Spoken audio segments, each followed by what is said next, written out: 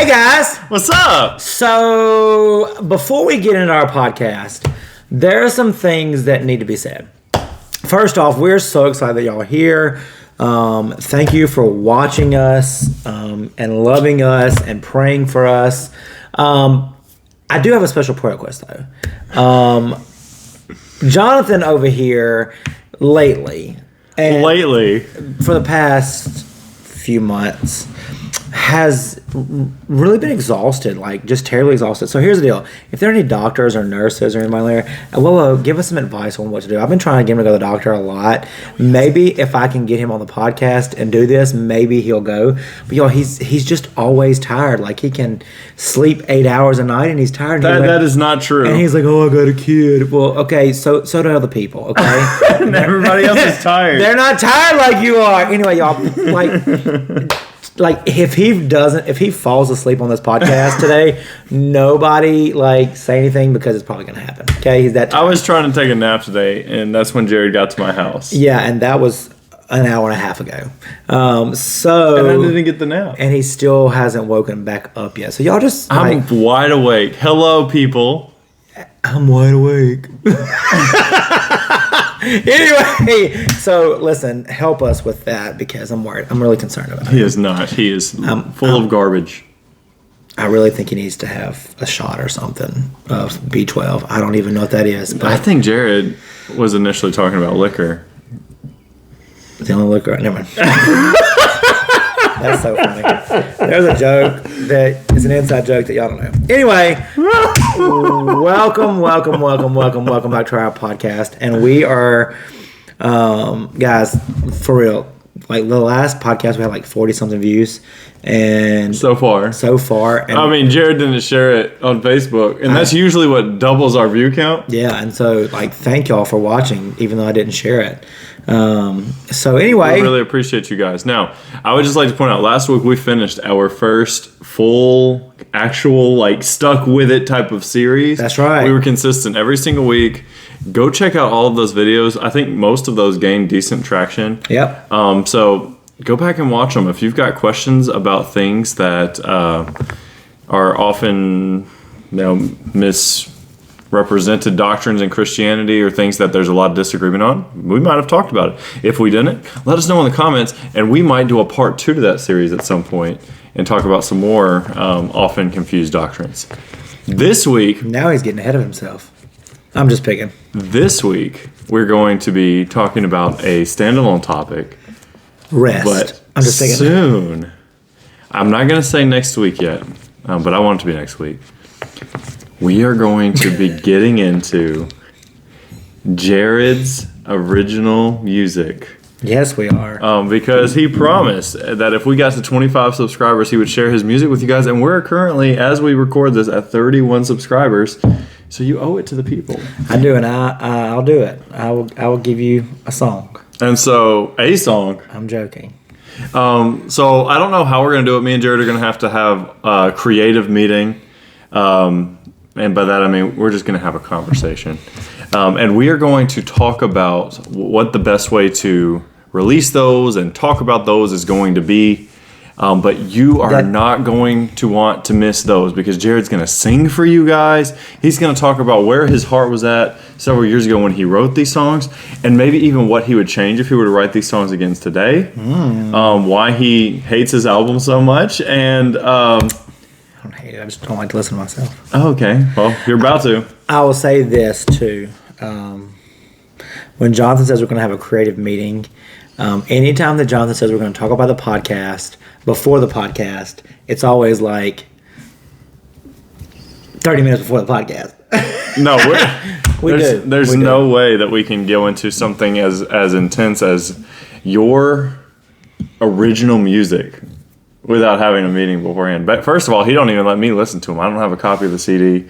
I had one for a little bit. He promised someone else he'd give him one. He forgot, and so he had to give him mine. I never got another one. He didn't ever pay me for it. Actually, I don't know if anybody... Neither did anyone else. I just give them away, actually. And that's what we're about to do over the next few weeks. We're going to give them away. I'm going to give it to y'all. May the Lord bless you. I hope it does. Glory to God. Yeah. Y'all are going to love it.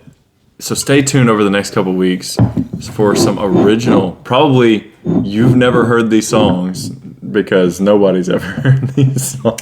I don't know. Well, so a lot of these people that are on here that listen to this podcast, a lot of them go to Grandma Christian, and I have done at least one of them at Grandma Christian. Oh, okay. Praise God. Run Rundy. one. Yeah. There's one song that Jared recorded and wrote that he likes, and like 6 others that are on that CD that he doesn't do. That's ever. not true because there's only 6 on the whole album. Oh, bless the Lord. You said you have others. Anyway, I do have others. I can bring those out, not the ones on the album. No, we were doing. Oh no, you did not. You did not be. You were not specific. Every song he's ever written. That you can't come in and say that now. All right. So anyway, y'all be looking forward to that, but that's the next week thing. Yeah. Any shout outs you need to give before we get into our topic for the day? Because it seems like that is a very important thing that we cannot miss. I know there is. So first off, I do want to say that hello to Paul Epperson. Paul. I already miss you, Paulie. Does he watch this podcast? Occasionally. But Hi, Paul. No wonder you're so spiritual. Exactly. Actually, lately he's been kind of. No, I'm just picking.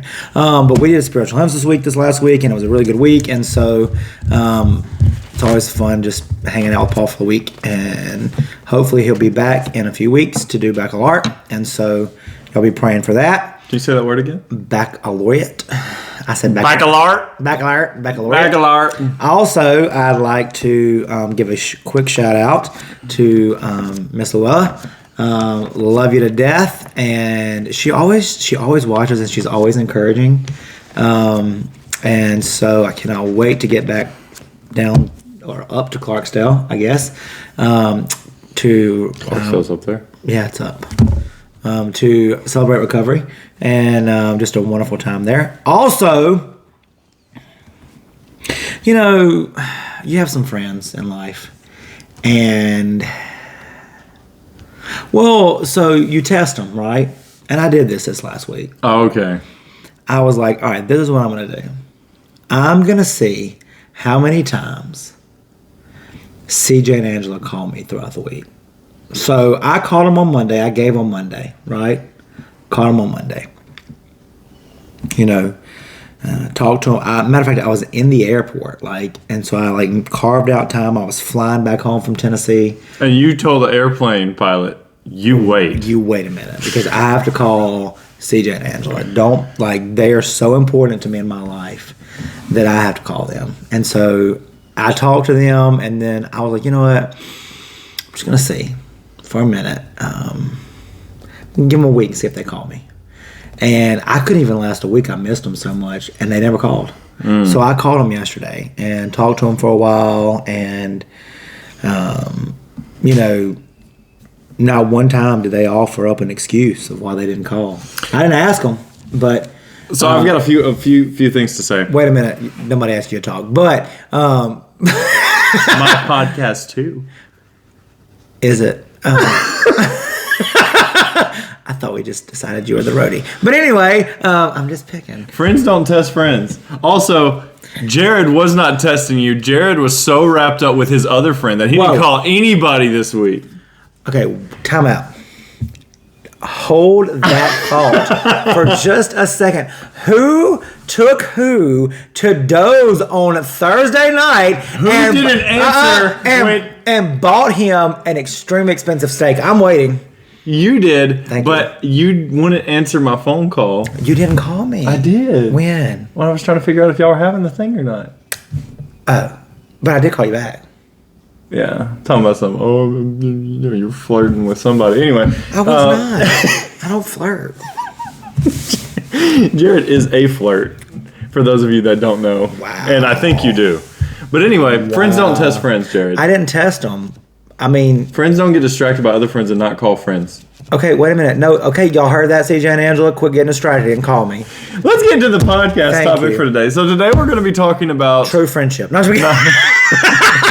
I told you. Hang on, stop for a second. I have to say this because I always make them sound like they don't ever call me. They call me all the time, and I love them. And I only do this because it makes Angela mad. And so I just love yeah, it's fun. Good. So, all right, today we're going to be talking about a topic that I think is often misunderstood, not like we're doing another context please doctrinal video. It's something that is often misdefined, I will say. And it's this idea of joy. Y'all, I'm just happy he remembered, because just a few moments ago he was like, what are we doing this podcast on again? I know exactly what we're doing this podcast on. So I was so thankful. I was waiting to hear what he was about to say, and I was like, am I going to have to figure out something else to talk about? I was worried. That whole him getting tired thing, that's just what I'm telling y'all. It's real. We're talking about joy, all right? And the reason I say it's often misunderstood and misdefined is because a lot of times people equate joy and happiness. Yeah. And that creates a lot of issues, because when we read the scriptures, it's very clear that Christians should have joy. The fruit of the Spirit is love, joy, peace. Jesus said in John chapter 15, he said, I've told you these things so that you may have joy and that your joy may be complete. We're supposed to have joy as Christians, but that doesn't always equate to us being happy. All round the clock happiness, Yeah. But I think a lot of times we think that it's supposed to, and then if we find ourselves having a bad day or maybe even a bad week and we're kind of bummed out, or maybe we're struggling with depression or something like that, we think either the scriptures are lying, right, or exaggerating, or I'm not a Christian, or there's something wrong with me. I don't necessarily know that is an immediate diagnosis. Not having happiness for a moment means you're not a Christian, you don't have joy in your life. Because, be honest, I mean, everybody goes through seasons of life where they're genuinely not happy, right? You have struggles. Surely, and I hopefully that if somebody that you love dearly tragically passes away, I mean, you're not. Did he just say he hopes that somebody we love dearly tragically passes away? No, I'm saying like that. I hope that you're not just like woo, like celebrating.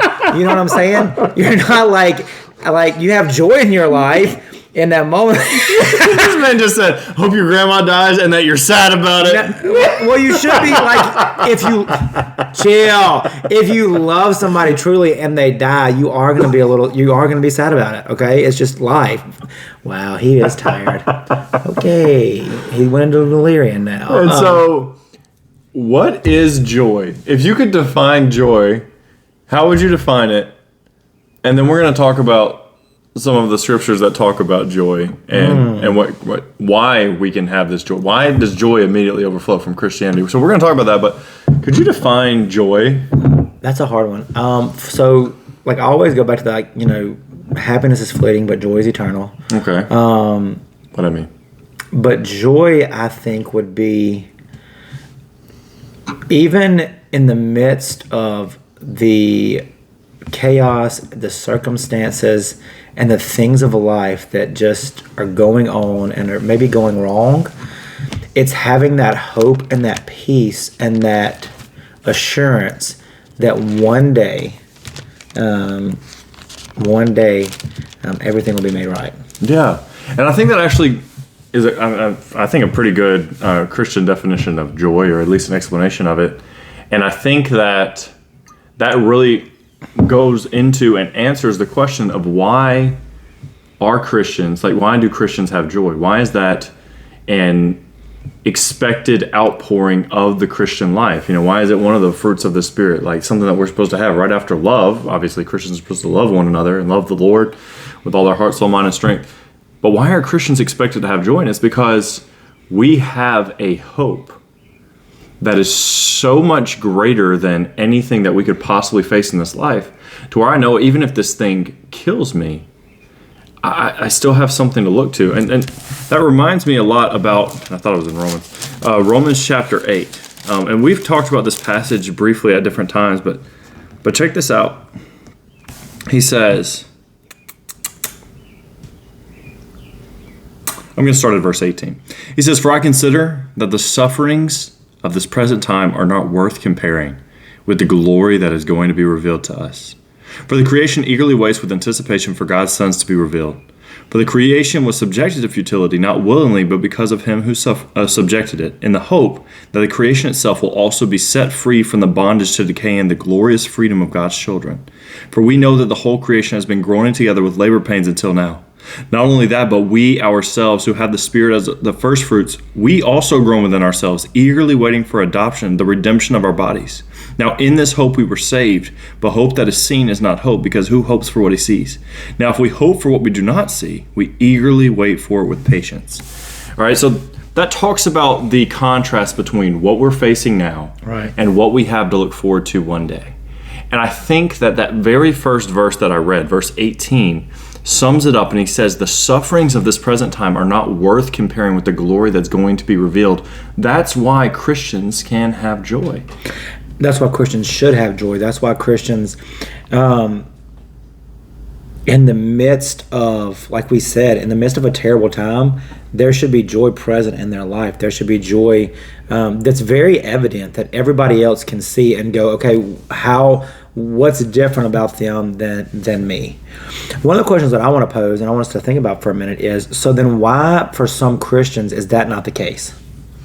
I think that the case is they do the exact opposite of what it talks about in 2 Corinthians 5:7. Right. 2 Corinthians 5:7 says, for we walk by faith and not by sight. And I think that that's the mentality that we need to have as followers of Jesus Christ. We need to have our eyes fixed on eternity, our eyes fixed on Jesus, the author and finisher of our faith, not on the tempest around us. Think about when Peter was walking on water. He climbs out of this boat and he's walking towards Jesus on top of a stormy sea. That is kind of crazy. It's impossible. And yet with God it was possible. With Jesus it happened. And Peter's walking on top of the stormy waters towards Jesus, but then as soon as he begins to focus on all of the storm around him, he began to sink. And I think that God orchestrated that to paint that picture of us, that when we take our eyes off of Jesus and the things that he is doing, can be doing in our lives, and the things that he is leading us towards eternity, then that's when the storms of life are actually going to take over and start pummeling us. But thank God that Jesus is always there to scoop us out of that, right? So one of the things that you just said, but one of the things that me and Paul did this week was we always read a psalm in the morning when we're on the road together, and we read a psalm at night. And so this last week we read through Psalms 119 each night. We read about 40 something verses each night. And so the last night we got to the last verse. But in Psalms 119, verse 37, it says this. It says, turn my eyes from looking at worthless things and give me life in your ways. I think so many times in this world, what we tend to do is we tend to focus on the things that are going wrong. We tend to focus on the things that are bad. We tend to focus on the things that bring us down, and all of that has all of the negative attention, and we're not focused in on what God is doing around us and what God is doing in us and through us. And so then what starts to happen is we start to become negative people who complain an awful lot. And one of the things, so I told y'all, like, I'm just really struggling right now with my job, and I'm just being honest with you. I don't know that this is necessarily, I know that this is just a season that I'm in life. I know what I'm called to do, and I'm to lead worship and to be in ministry. And not that the school is not ministry, but it's just not, it's not necessarily, being in this position is not really what I'm called to full time. Now, maybe in this season, yes, but not fully. And so one of the things that I'm doing is struggling through this right now. I'm having a hard time, and I'm just gonna be honest with you. I've gotten into a point where I miss all that God is doing a lot of times, and I just see all the bad, because ultimately I have to fix the bad, right? I'm in charge of getting that fixed and disciplining and all that kind of stuff. And one of the things that Paul really encouraged me this week is look at all of the things that are going right instead of all the things that are going wrong, right? And so for all of us in life, it's just been a real challenge for me, and I hope you do the same thing as well. In your job, or in your family, or in your church, wherever you are, don't just necessarily look and see all the bad and dwell on those things. Look for the good. Look for where God is moving. Look for where God is working. and focus in on that and join in with that. Put all of your attention into that, and really just stop complaining. Yeah. That's hard. And I'm going to tell you something. We have become a generation, and we've become a people whom the majority of the stuff we do is just complain, and we're negative. We're negative about everything. We complain about everything. Even the church. Like, a lot of times people see the church as a group of people who are always just complaining and who are negative, right? You see the church as, from my standpoint, you watch the church from the stage leading worship, and you just see people who look to be mad and disgusted at even being there. And I think a lot of the reason that is because we focused our eyes on the worthless things, and we haven't focused our eyes on Jesus. Because when your eyes are focused on Jesus and who he is and what he's done in your life, but really just who he is, then how can you sit there and look disgusted, right? It doesn't matter.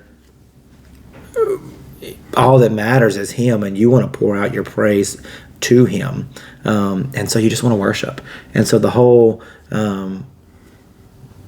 looking disgusted and things like that, it just takes care of itself, I think. And so keep your eyes focused on Jesus. And then I really like Hebrews 12, verses 1 and 2. It says, therefore, since we are surrounded, I'm sorry, Jonathan's phone light is like right in my eye and I can't see. But it says, therefore, since we are surrounded, you're going to have to read this because I'm like getting... You just want to read verses 1 and 2? Yeah, if you don't mind. All right.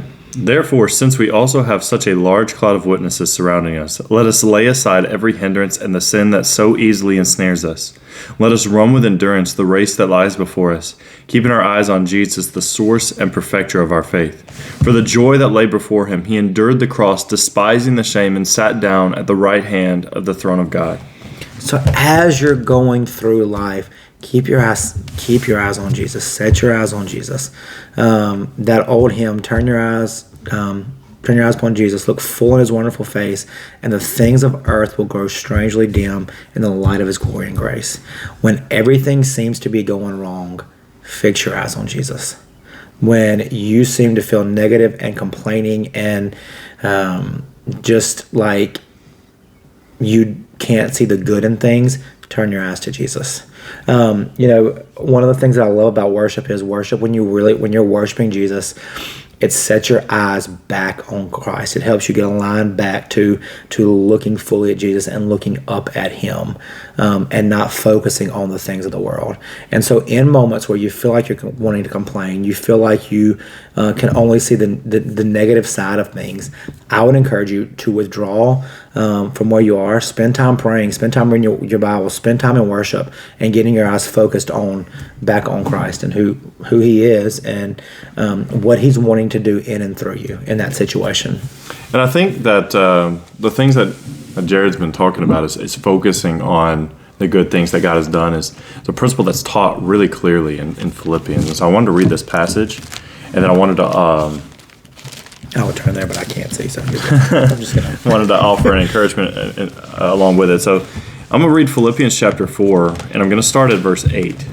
He says, finally, brothers and sisters, whatever is true, whatever is honorable, whatever is just, whatever is pure, whatever is lovely, whatever is commendable, if there's any moral excellence, if there is anything praiseworthy, dwell on these things. He says, do what you have learned and received and heard from me and seen in me, and the God of peace be with you. He says, I rejoice in the Lord greatly, because once again you renewed your care for me. You were in fact concerned about me, but lacked the opportunity to show it. I don't say this out of need, for I have learned to be content in whatever circumstances I find myself. I know both how to make do with a little, and I know how to make do with a lot. In any and all circumstances, I have learned the secret of being content, whether well-fed or hungry, whether in abundance or in need. I'm able to do all things through him who strengthens me. Paul tells these people, and then he uses himself as a great example of this, but he tells these people, he's like, when you're walking through life, you can either choose to focus on the mountains, the battles, the pitfalls, the things that are harming you and hindering you, or you can choose to focus on the things that are good, just, pure, lovely, the things that lift up God, the things that are successful. That's right. The things like, for a pastor, you can choose to focus on the things in your church that aren't going right. Maybe there's a dispute amongst a couple of your members. Maybe there is, maybe this person's, did this sin and you've got to address it. Maybe people aren't paying attention while you're teaching, whatever it is. Or you can focus on the fruit of the ministry. Yeah. Look at how these people are growing. Look at how these people are doing this. And it's so easy for us to look towards the negative. But Paul is like, no, focus on what's good. Focus on what is working. Focus on the things that the Lord is blessing and smiling on. Focus on those things. Not that the bad stuff in life doesn't need to be addressed or looked at all. But if we focus on only the negative and we ignore what God has done, first of all, we're going to miss out on a lot of the blessings that God is giving us because we're not worshiping Him for those things. When God answers a prayer, it's not good for us to go in and move on and to praying for the next bad thing that is causing an ailment in our life before we worship God for the answered prayer that He has given us. That's the reason that so many Christians don't have this joy that we're talking about, is because that's what they do. God, help me. I need a new job. I need this, and God gives it. God, I need you to do this. I need you to do this, and we don't even stop and thank Him for the new job that He gave us. Right. Speaking of which, God gave me a new job last week, and it was great, and I have been thanking Him for it every single day. So, if you can just stay awake to go to it. Oh my goodness! All right. But then Paul uses himself as an example. He thanks them for supporting his ministry. Paul, of course, a traveling missionary, that can get expensive, and I know he worked to support himself at whenever he could, but that travel had to get expensive. Oh yeah. And it doesn't Amen. And it doesn't help when he's getting like beaten and thrown in jail every once in a while, That doesn't help with your side gig. But anyway, so these people partnered with him, but he says, listen, guys, I don't say this because I'm in need, because I've learned to do with a lot. I've learned to do with a little, whether well-fed or hungry, whether well-clothed or naked. God has shown me that He is the provider of my needs. I don't have to have an abundance. I don't have to have the nicest house, the nicest car, because Paul definitely didn't have a nice car. I can say that with all certainty. He might have had a nice chariot. I doubt it. I feel like the Rolls Royce a chariot. So okay, right, chill out. All right. He didn't have to have all of the bells and whistles and frills in life. Paul says another spot, I think it's in 1 Timothy, he says, if we have food and clothing, with these we'll be content. Did they have whistles back then? Like the Fox 40? What are you talking about? You know what a Fox 40 is? No. It's like an official whistle, like, oh. You said he had to have all the bells and whistles, so I was just wondering. I'm just going there. Wow. I don't think they had those. Okay, I'm just wondering. So anyway, who knows the name brand of whistles? I'm just saying, like, the Fox 40 is like the whistle of whistles. Like, everybody, like, you are not somebody if you don't have a Fox 40. I'm just saying. I'm not somebody then, and I'm okay with that. I have two. Okay. See, Jared does need all of the bells and whistles. Amen. What kind of bell do you have? I know this because I just took the bells down the other day, but I forget what they're called. But I have one. Anyway, the bells at school. I took one down. Paul is content. All right, Paul is content. He doesn't need all of the stuff that other people are chasing after in life. And the reason he gives is a verse that's often taken out of context. He says, because I can do all things through Christ who strengthens me. Yeah, that is not, guys, let's throw this out here.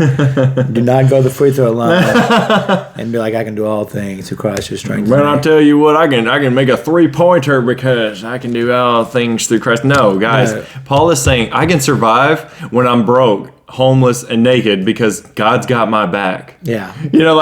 Chill out with that. I am content because God's got my back. Let us not use that verse out of context anymore. Because we do a lot. But guys, and that all goes back to this whole idea. Why could Paul do that? Why did Paul not have to have all the bells and the whistles of life? And why could Paul say that he could be content in every situation? His joy wasn't found in those things. It was found in Jesus. Yes. And that's where our biggest key is for a lot of people and a lot of believers, is that we would really like to say that our joy is found in Christ, but when it comes down to it, it's not. It's found in us. There's this old saying that people are keeping up with the Joneses. So that family got a nice car, we got to get a new car. or they got a nice boat. Oh, The Jones family did? Yeah. Well, we got to get a nice boat. Something like that. And when you live that type of lifestyle, you're going to constantly not be content with what you have, but constantly be wanting more and more and more and more so that you can one up somebody. And that is exhausting. And here's the deal, guys. That stuff, it doesn't matter. When it becomes to eternity, that stuff, I mean, you're not going to get to heaven and God's gonna be like, bro, nice boat. You know? Like, no, like that stuff doesn't matter. What matters is your relationship with Christ and the fact that one day we get to go live with Him, man. And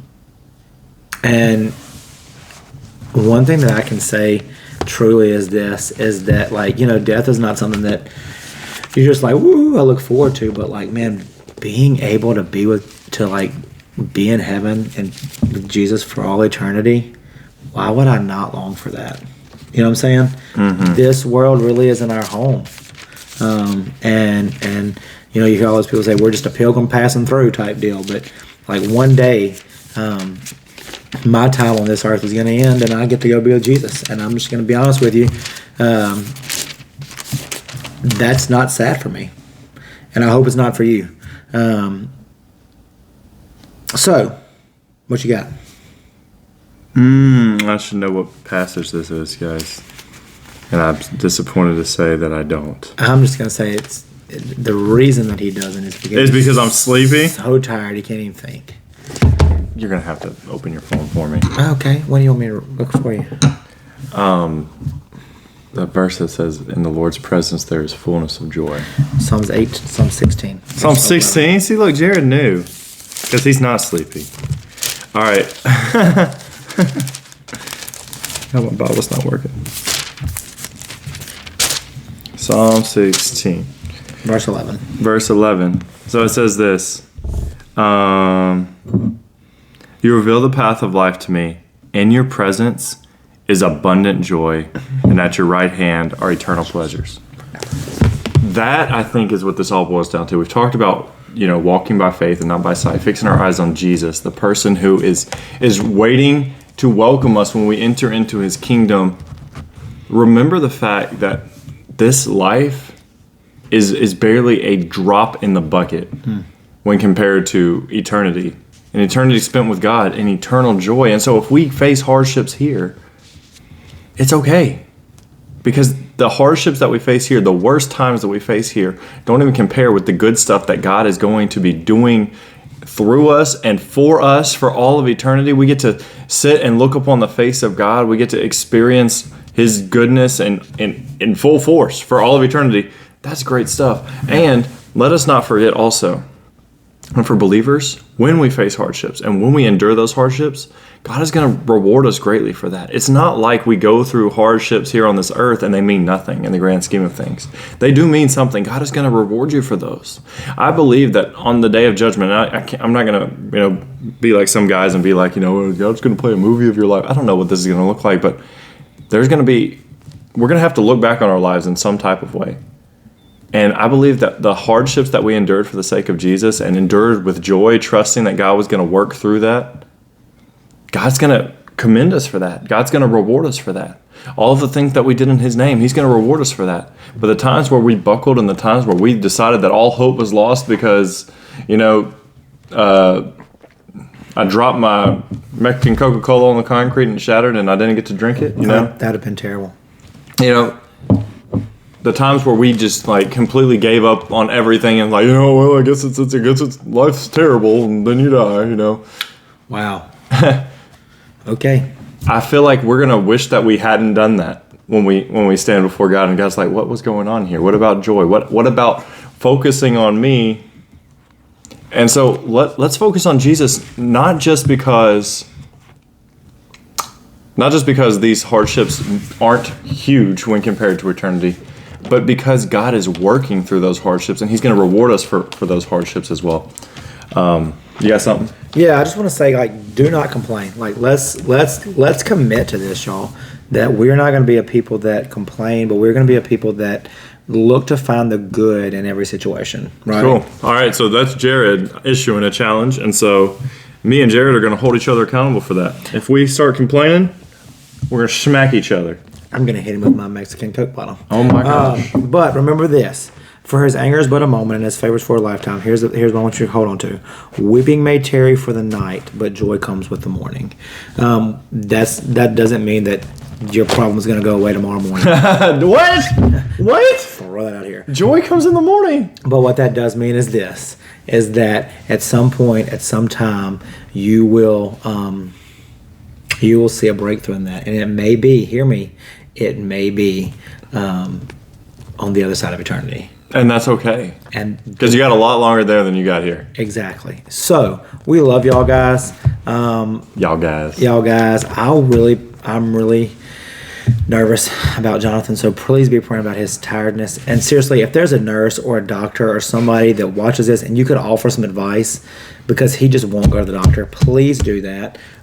Call me if you need to. I am a healthy individual who just so happens to be sleepy 24/7 every hour a day. So that's not healthy. And so just guys, offer some help here. We love you. Y'all have a great podcast.